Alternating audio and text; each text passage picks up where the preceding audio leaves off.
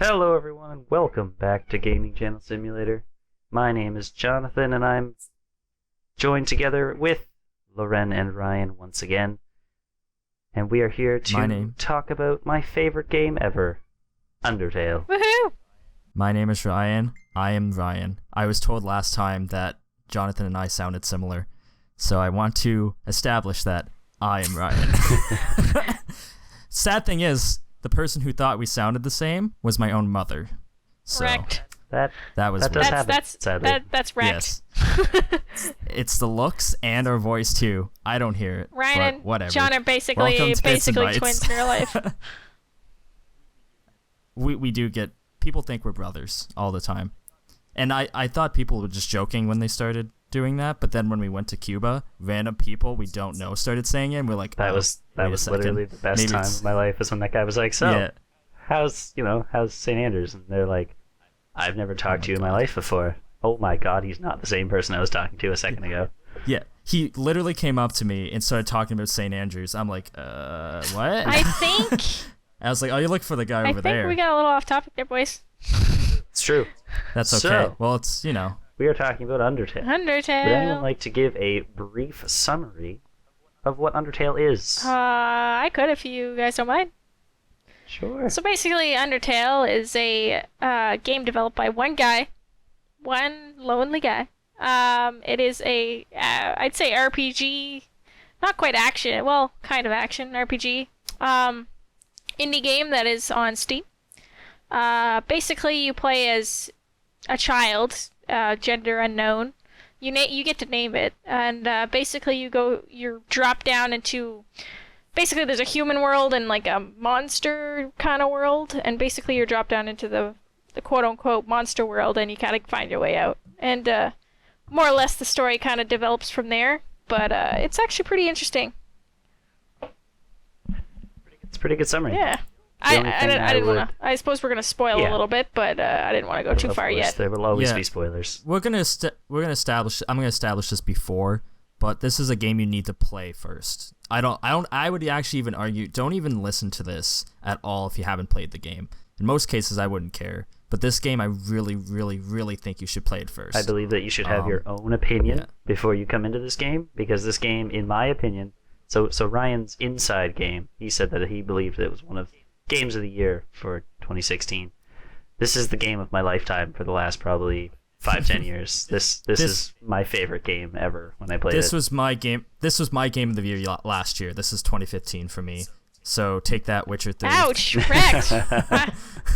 I loved Shreckle. Witcher 3, and I'll talk about why I actually think that later, because I have a good reason for it for all my games of the year. But that was a good description of this game. It is hard to describe this game though, because it's so unique and different.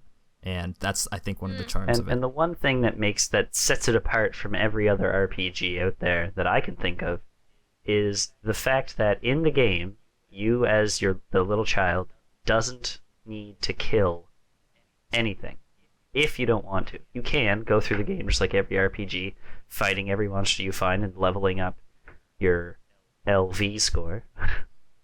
Or you could find a way around each of the monsters and each of the encounters that you face. And the way you do that is through the act button, which is pretty cool. And you get different endings depending on if you kill people, if you kill some people, or you kill no one. And I think that's the thing that kind of brought this game to my attention, was the fact that it was so different. It took an RPG, the iconic, grinding for experience, and flipped it on its head and said, no, you don't have to do that if you don't want to. This game is more, in my opinion, more story-based than gameplay-based. What's interesting to me, though, is that it still keeps that aspect of what makes an RPG turn-based system interesting. It's not like a basic dialogue system where you say, I'm not going to kill you. Cool, says the monster as he walks away, and you gain nothing. As Jonathan was mentioning, there's an act system, but you need to perform certain actions in a certain way depending on the creature to be able to spare that creature. So, for example, maybe one of them tells a joke, and you have the option to either laugh at it or make some other sort of comment or tease him, whatever. Something that's non-violent based.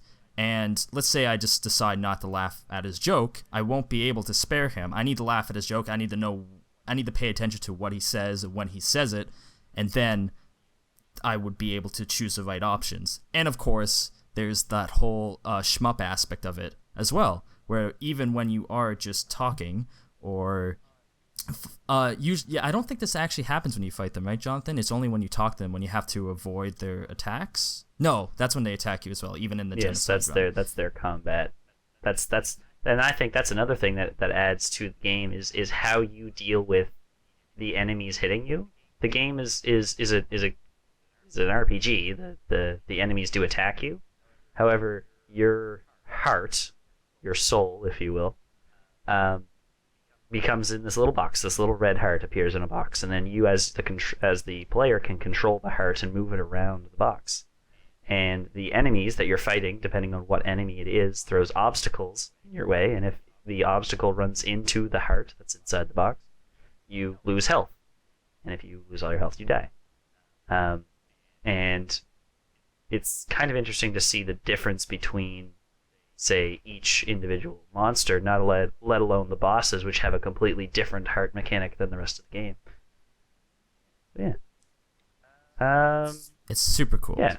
Is what we're trying to say. It's my favorite game ever. So, just to kind of touch more so on the combat, again, like we said before, the combat of the game there can be no combat. It's just axe and dodging other items that the monsters are throwing at you, or you can hit the monster and kill the monster and gain experience.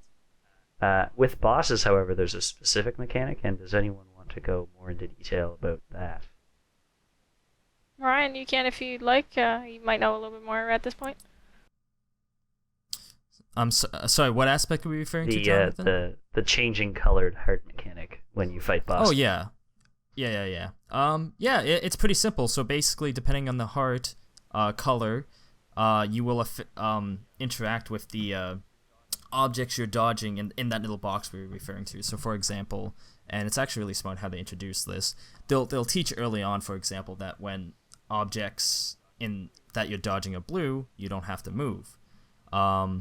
But then there's other aspects too where the color of your heart changes, and that changes how your heart moves. So for example, blue, I believe, activates like gravity, where you actually have to jump. It doesn't just float around. I'm having a hard time remembering. I know red is the default. Yeah. So purple is you're on like lines. So you have to go. You only have 3 tracks that you're allowed to travel on, and you have to go up and down the tracks. Yellow, your heart flips around and becomes a gun, and you can shoot different things with it. There's also, I believe, like you said, the blue and the orange, I guess you could call it.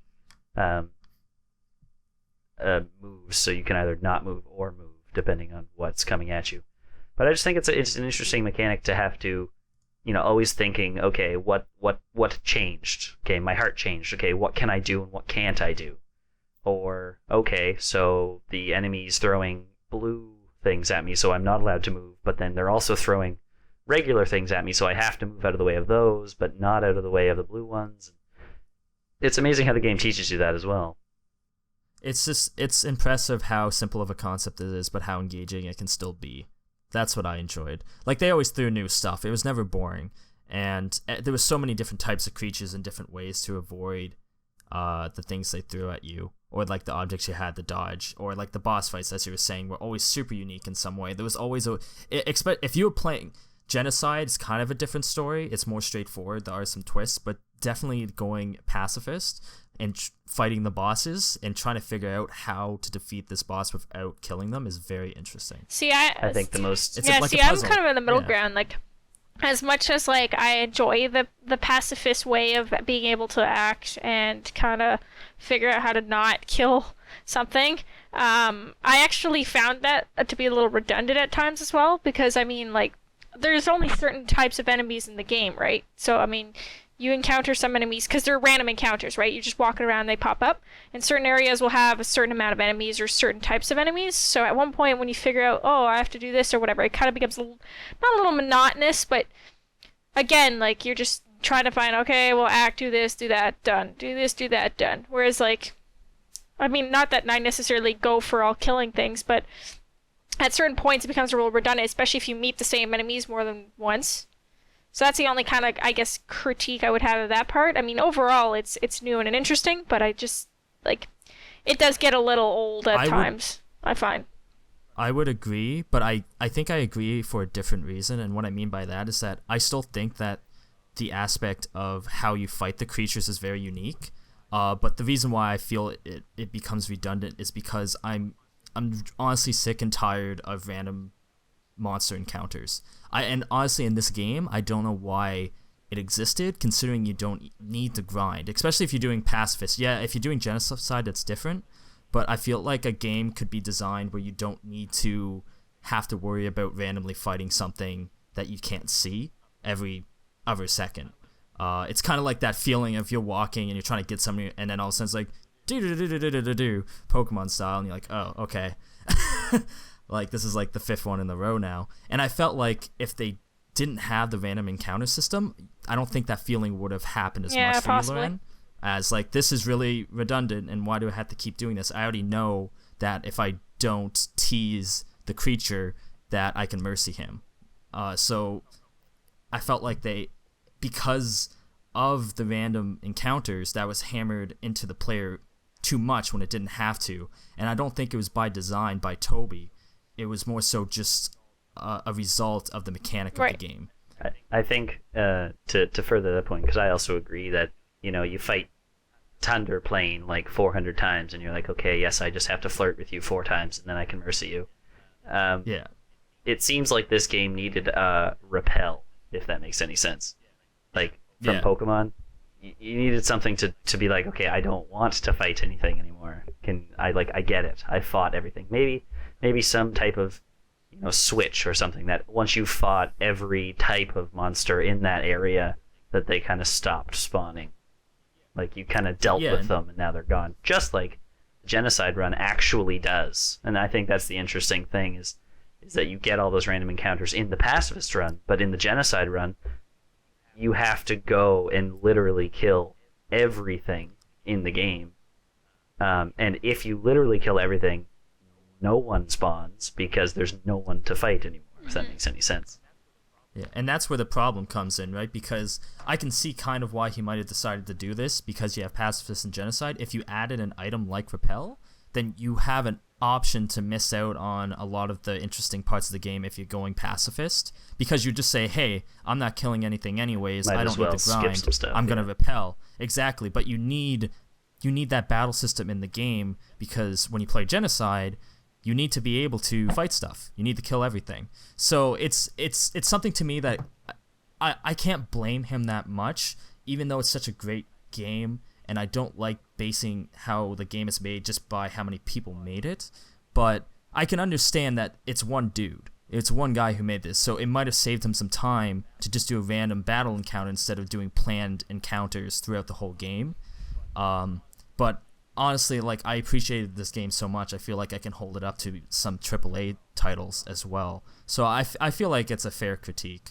But at the same time, it didn't ruin my experience with the game. And I should state as well that there's no wrong way to play this game. We mentioned that you can play Pacifist or Genocide, but honestly, I think people should just go into this game blind, play the game the way they want to, and then they'll notice that at the end of the game's pretty good at hinting that there's more to do, and then I think people should be able to experience Pacifist or like Genocide, knowing they want to follow that path. I heard from Jonathan firsthand, like I heard from multiple other people on YouTube as well about Genesis and Pacifist, so I went Pacifist right away. But I think it would have been really interesting if I actually got to play this game blind. I kind of wish I had that opportunity. I did, because I remember you guys talking about it, and you guys were so into it and blah blah blah, so I was kind of a little late on the Undertale bandwagon compared to you two, because you guys played it before I did, and I had no idea what I was getting myself into. I hadn't heard about the Pacifist or Genocide. I had heard that you can not kill enemies, but I didn't know there was a specific route, either or, you know what I mean? So when I went in, went into it, like I remember I think John was with me or watching me that day. I was watching you play. And he's like, so what did you? And I'm like, I killed this person. He's like, okay. I'm like, what does that mean? I Good remember luck with that. Yeah. the Super Beer Bros killed oh man, I have Toriel. I know, I did too. Yeah, I did Mama too. Goat. That's the first thing I did. And then they realized, they're like, could we have not have killed her? And that's interesting to me though. Like just playing the game normally and just seeing how people, I think it's quite normal. Like it's, and this game too, like once we start talking about the story, it really is a commentary on so many things, but it's definitely a commentary on game design as well. Mainly like how a gamer reacts normally. For example, like normally you go into a game and the first thing you want to do is just like, oh, I gotta start killing stuff. So it's super weird to be told that you don't have to. And the idea of like saves as well, like the game plays with that idea where the main antagonist Flowey will constantly manipulate the game itself. Well, yeah, this if it wasn't established, we weren't spoiling this already, then you clearly weren't listening, and shame on you. But Flowey, for example, manipulates the game hate space Flowey constantly. so much. I lost my mind when I fought Flowey. I hate and love Flowey because I hate him, but he is so interesting and so just he fascinating terrified as a the character living to me. He is terrifying. like crap out of me. Like, oh. Like you should have seen my reaction on stream. Like I did stream the entire game, and when the final boss shows up, and I'll probably just play a clip really quick. You can see this monstrosity that appeared on my screen, completely different than anything else in the game, and it's just that's why I love this game so much. It was always surprising me. There was always something to take me off guard. And that's the thing. I think you made a good point in saying that it took you off guard. Like you're so used to this, like Undertale's this 8-bit RPG where you go into a screen and there's this little 8-bit monster and you're like, yeah, okay, I'm gonna tease it and then I'm just gonna leave, and then you get to this, they call it Omega Flowey. Oh my god! This huge monstrosity that's outside the bounds of like the screen, and you can't even see half the monster, and you just hope that you're doing damage to it and that you're doing this correctly, but you don't really know. Like, it's completely different than every other fight in the game that you've had this far. My favorite part about Flowey is it kind of pulls a little bit of Eternal Darkness like nonsense on you. I don't know if anybody's ever played that game for the 64, but basically where it messes, like, it's like, you know how there's like games that mess with you, but like this messes with the actual game itself. Like, it'll shut off your game and you're like, what's happening? And you turn it on and it deletes your save and you're freaking out. You're like, is this real life? Like, it's literally happening to you in real life and you're psychologically like getting screwed, right? Like, that was the one on the GameCube, right? I think there was one maybe on the 64. Okay. The one you're talking about, though, I definitely know was on the GameCube, and I know that exact moment because it happened to me where the game shuts off. Yeah, and it pretends to delete your save. And you're like, what?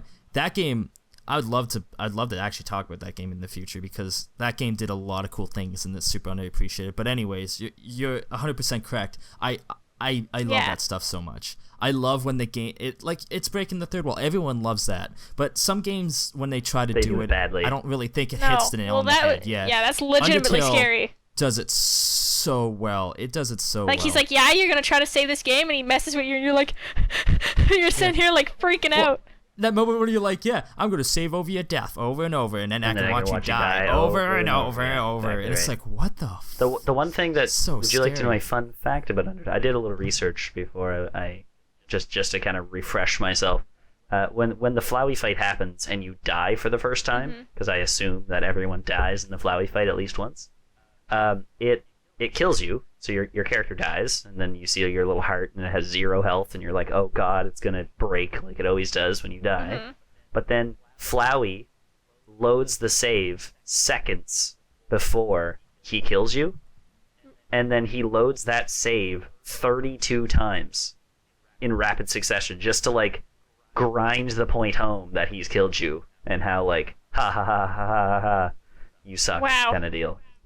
32 times just in rapid succession. It's amazing. That's terrifying. How he does.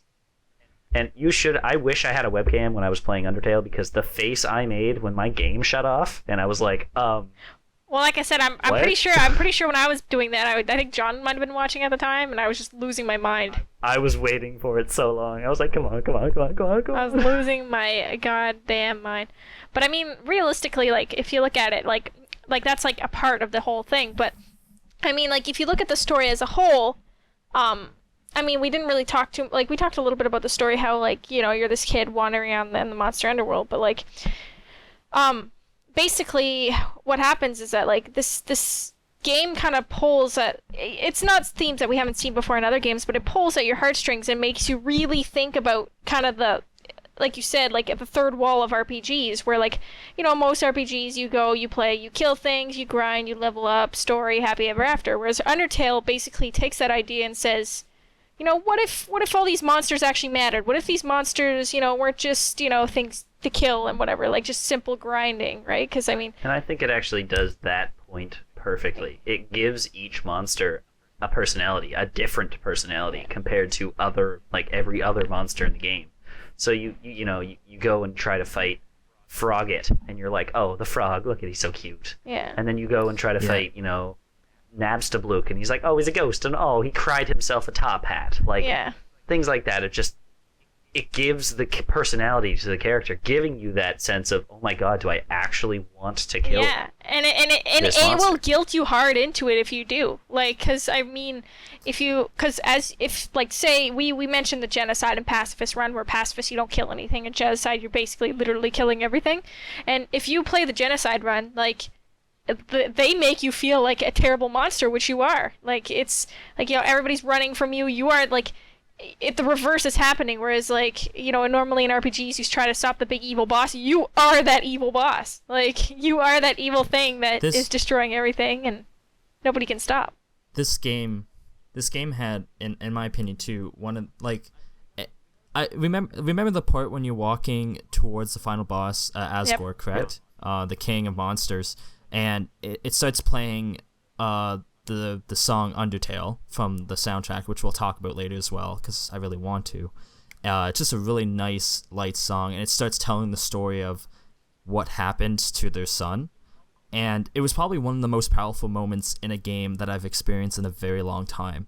A game made by one person, an 8-bit game, and it was just so powerful to me. I just remember, like, the thing that's different from Inside compared to this game is that its story is very focused but elaborate at the same time. There's a lot of layers to this story. There's a whole wiki you can go to and backstory, but the game is very good at trying to tell a specific story, a certain ideas or multiple ideas, but they're very evident in what it's trying to talk about, and it does a fantastic job at that. Yeah, I mean, it does a really good job at telling that story, but it also kind of hits home at like things that most gamers have struggled with or have seen in real life, and it kind of brings them to light, right?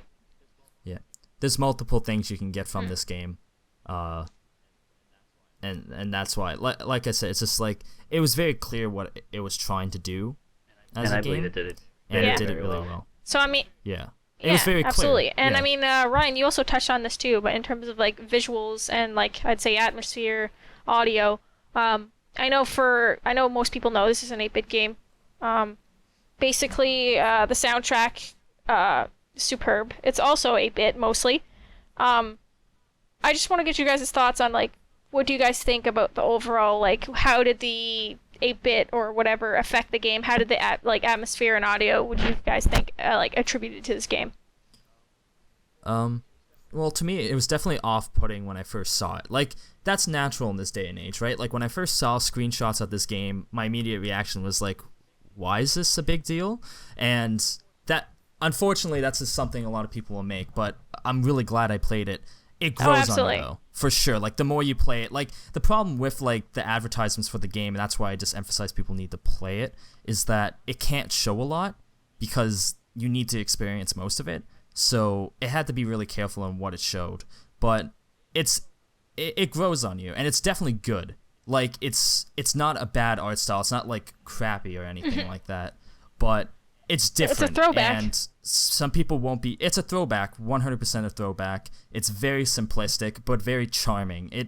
I mean, when you start meeting characters like Sans and Papyrus and um, like Miss Muffet, for example, one of my favorites. Like the character, they're so unique. All the characters are very well designed, and it's just so impressive how limited it is, but how much character the game has. Yeah.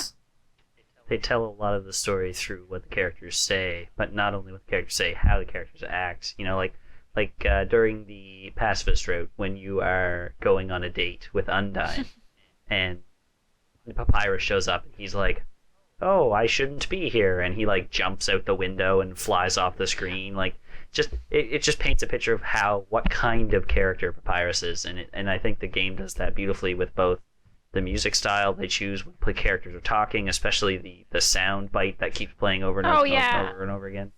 Like Sans is like, I think it's really funny that you say that, because audio wise, like the soundtrack's a different story, but like in terms of like base audio of like the characters, like you said, like the noises that I make, it's really funny because like Papyrus, by the way, is my favorite character. Let's just put it that way. Like I think it's hilarious, but I mean.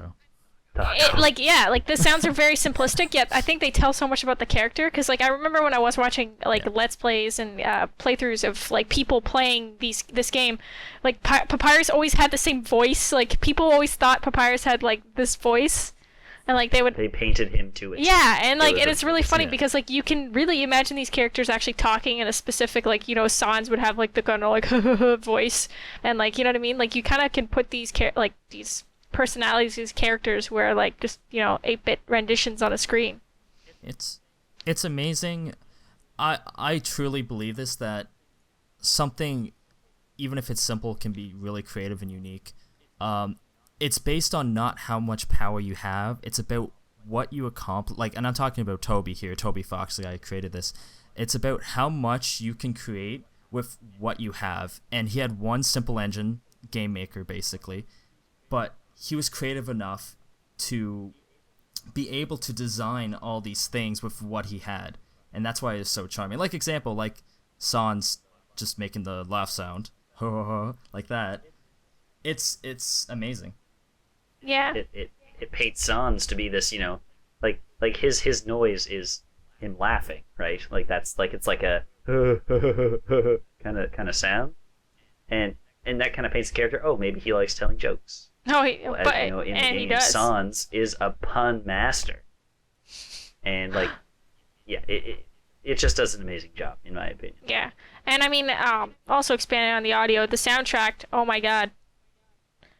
Oh, I listen to that soundtrack daily, like just for like, because the songs are so good. I don't care for most soundtracks. Like, I'll like a soundtrack, but it's not something I'll just listen to on the side. I'll listen to other music. But the Undertale soundtrack is something I constantly go back to. I would even say it's probably one of my favorite things about the game, which is super surprising. That's not the first thing I think of is, the soundtrack. But the soundtrack added so much to this game. Yeah, absolutely. Like I said, like I'm like you, Ryan. I don't usually listen to like game music all the time. Like, it's not something I have done, but Undertale music, I'll crank that in my car any day. You know what I mean? Like, in my opinion, if a game's soundtrack is good, you won't notice it. It will just affect you, and you will be like, oh my god, that was the soundtrack that helped in doing that. It leaves you with a lasting impression, but you're not always like, wow, the soundtrack was really good in that game, until later when you're like, why did I feel the way I did when that happened? That was very dank. That was very dank. Yeah. There's only been a game before Undertale that's done that for me, and that was Journey. Journey has a fantastic soundtrack as well. It's very peaceful, and it does just that. It absorbs you into the world. It's something that just kind of blends in with the game, and you don't realize how good it is until for me, the last couple games for that would have been like Ori and the Blind Forest has a really good soundtrack as well. Yes. Yeah, that is. Yeah, that one. That's the last one I would have like played that would have had like such a good soundtrack that I'm in your same boat. But yeah, it's something that just adds on to the atmosphere of the game, which is already something that, like we said, has been really well done, and just kind of puts the cherry on the sundae kind of deal. Now, before we wrap up, because I love talking about this game. I could talk about this game for hours. What I want from you guys is your the one moment in the game where you're like, wow, this game is awesome, or this game sucks, or whatever. I want the one moment that sticks out in your mind that really kind of drives the point home that Undertale is the game that my opinion's based on. Right. Ryan, you can go first if you'd like. Okay, I already mentioned mine, and it's a moment I'll never. It's a moment as iconic as.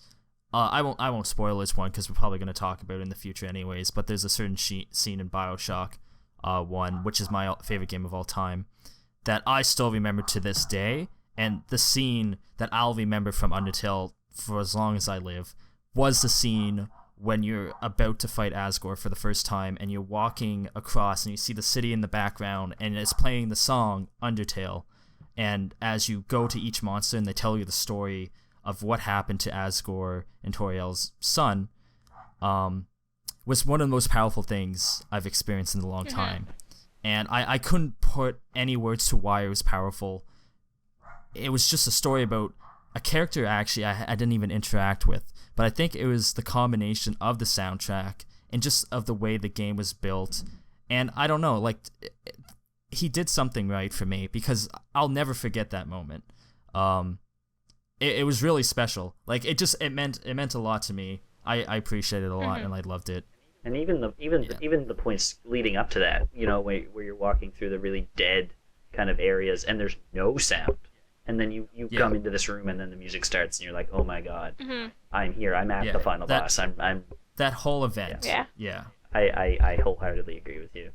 Lorenne, how about you? I have a tie between two moments. One that I actually experienced and one that I saw on another Let's Play. But my personal favorite is the exact first moment in the game when you meet Flowey, and he turns on you and he turns evil. And for me, that was a huge moment because it's like the perfect kind of foreshadowing to the game, and it also sets the mood of like everything you knew about a game, just throw it out the window. You know what I mean? Like, cause like, you know, you see this flower and he's all friendly and you're like, oh, okay, sweet RPG, you know, grab whatever, blah, blah, blah. And he's like, now I'm gonna kill you. And you're like, oh, what have I done? Cause like, remember, it's kill or be yeah, killed. cause exactly, like, but like, you know, for like, once in a long time, I felt like a fool, right? Like, it's not very often that games make you feel like a fool nowadays, especially since, you know, a lot of games like to make it easy for gamers. But like, at that point, it's just like, you know what? You know, this is how it's gonna be. You know, don't make fun of this and don't take it lightly. And you're like, oh shit, like, yeah, I'm in for it now. And that to me was one of the most powerful. Like, it's right at the beginning too, so it hits you like right hard, right? So it's like, it doesn't mess around. And then Exactly right. and then the second one for me also too is, like I said, the one I saw. It was during the genocide run when they're fighting Undyne for the final time, like when she reverts to her final form. Yep. And it's just like, I think at that point when you like kill Undyne and like she's just like kind of fading away to nothing and she tells everybody to escape and blah blah blah and she's like being the selfless hero, where you realize you're like, oh my god, I'm the monster. You know what I mean? Where it's like the whole time you're like, oh, I'm just trying to escape, and then you're like, what have I done? Like, I'm the problem. What have I done? Like that, I am the monster here. So I think that's a kind of cool moment because, like I said, I didn't experience it personally in my game because I didn't genocide, but it's kind of a cool moment because when I watched it, I was like, you know, like that's clever because, like I said, it's not something you see very much in games anymore. Jonathan, before you go, I do have one more part that I do remember that I shall forever remember in my heart. The moment when I found the hidden secret and Toby Dog took it.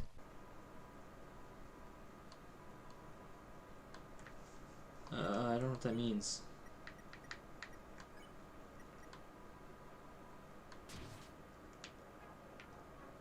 Oh.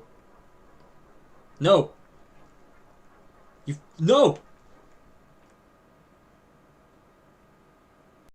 And that's all I'm going to say about that.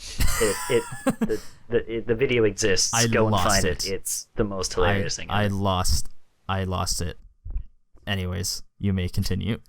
So my favorite part is kind of an overall feel of the game, if that makes any sense. Of course, I've said this about 3 or 4 times during this podcast, but I would say this is my favorite game ever in the last probably decade. I played through the neutral ending because I realized that at the beginning of the game you can save Cow Mom Like, you can save her. I didn't realize that, and realized I thought the only way to do it was to kill her and then pacifist for the rest of it. So I saved everyone after that, but I killed her, so I still got the neutral ending, and I had to kill Flowey and all of Friggin' that. Flowey. I know. But then, going back, because that hooked me. As soon as, like, the game shut off, and he told me after I beat him the final time that, you missed something. Go back and try again. I was like, I need to go back, and I need to do this right. I need to do the pacifist ending, and I want to know more. So I did the pacifist ending after that, did all of the side quests, dating Papyrus and going to Undyne's house and cooking spaghetti and spaghetti and doing everything with oh my goodness, what the heck's her name? The dinosaur girl. Dr. Alphys. Yeah, Dr. Alphys. Alphys. Yeah, Alphys. Like doing that stuff with Alphys. It just kind of, it brought the whole game together. And then, see, the thing that took me by surprise is how much detail Toby put into the game if you change. So the whole game I was pacifist, and the game ended beautifully. I loved how how great the game was after I pacifist, but then I decided I saw the Game Grumps was also playing a genocide version, so I decided, you know what, I'm going to try to do a genocide run. So I reluctantly removed my pacifist 100% completion screen, and I went straight to a genocide run, and I started killing everything. And they let you know. They do. Like, Flowey's like, look, you're going to go back in time, and everyone's going to forget this, and it's going to reset. So just saying that you're taking away all the beautiful things happening to these people, and you're stealing it from them. So have fun. And you're like, oh, what? That's why I never did it. I never touched it because I just like the idea of knowing that my people would be forever happy. I couldn't bring myself to do the genocide wrong when I heard about that. Exactly right. So when I'm a heartless person. So when I did the genocide that's what I was run, trying to say. it was amazing the difference, because like just little things. Okay, so when you're walking through the first area and it's snowy, just after you leave the ruins, you come to a snowy area, and there's one place where there's like this little ball that you can push into a hole like golf. And if you click on it, or like you interact with it, in the pacifist run, it says this is a snow decahedron. And it's a little joke because it's a dodecahedron, but it's snow because it's made of snow. If you do that on the Genesis route, it says this is a snowball. It's almost like all of the fun little Easter eggs in the game disappear when you do the Genesis run, which makes you feel even worse about doing it. Because all of like you go to a town in the genocide run, in the pacifist run, and there's people all around, you can interact with all of them, and they'll all have something interesting to say. You do it in a genocide run, the towns are empty. Yeah. You can steal from the shops. Yeah, actually, the music also gets eliminated when you kill stops. everything in the area as well. It gets creepy. Yeah, it's a slowdown and it's just such a different feeling, and to experience both of them, I think, was the thing that kind of brought me to this, saying that this is my favorite game. I never did beat the genocide run because Undyne the Undying is absolutely impossible, and I've tried my best to beat him, and I can't beat her, and it sucks. But my favorite part, other than the fact that the whole game is my favorite part, would be the differences between the pacifist and the genocide endings, and how much detail Toby decided to put into the game. That it just made the game that much better for me. Yeah. I would have to say really quick that the reason why this was my game of the year last year is the reason why I usually pick a game of the year. I want a game that introduces something new to the industry. I loved The Witcher 3, for example, but that was a polished game that with concepts that existed before that could be replicated easily, but it was done by a very talented team and a great story, and it was just fantastic in every way. But the reason why I picked Undertale is because it's a game that you cannot experience in any other medium. Like, you can't watch it as a movie, you can't read it as a book. It wouldn't be the same. It does something that only a game can offer, and it introduces something new. And I think that's why, like, for me, it was so special, and that's why it was easily my game of the year, because it's like I just said before, you're not going to experience something like this anywhere else. You can only experience something like this in a game, and only a game could really offer Right. this. I agree wholeheartedly. It's like you said, you couldn't watch Undertale the movie. It wouldn't make any It sense. would be pointless. Yeah, it would be like, okay, this Yeah. is weird. So yeah, with that, unless anyone has any other comments, Oh, I it think. seems like we're at the end of the episode. We've talked about just about everything. Oh yeah. Play Undertale. Play it. Please. Play. If you listen to this whole thing and didn't play it, I don't even care. Go and play it. You have to now. Even if we spoiled everything, you'll never experience anything else like it. This game is a masterpiece. 10 out of 10. Dad, 5 out of 7. Good 5 try, out of 7. Undertale. Checkmate, atheists. All right. So thank you everyone for watching. Feel free to watch all the rest of our videos. We put out videos as much as we possibly can. We hope to have some more content soon. I'm working on a solo video for No Man's Sky. We actually were planning on maybe doing some multiplayer stuff, maybe. So we have some exciting stuff in the future.